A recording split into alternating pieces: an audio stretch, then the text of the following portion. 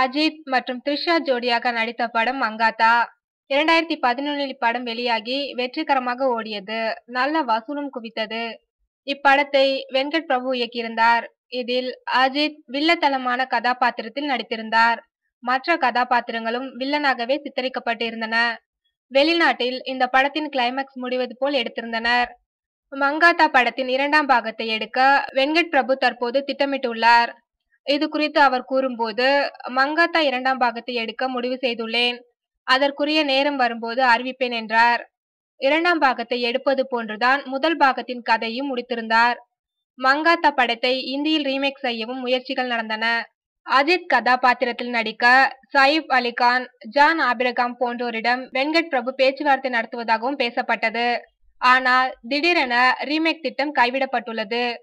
இந்நிலையில் சூர்யாவை வைத்து வெங்கட் பிரபு இயக்கிய மாசு படம் சமீபத்தில் வெளியானது. இதனைத் தொடர்ந்து மங்காத்தா 2ஆம் பாகம் பட வேலைகளில் இறங்க இருக்கிறார் வெங்கட் பிரபு.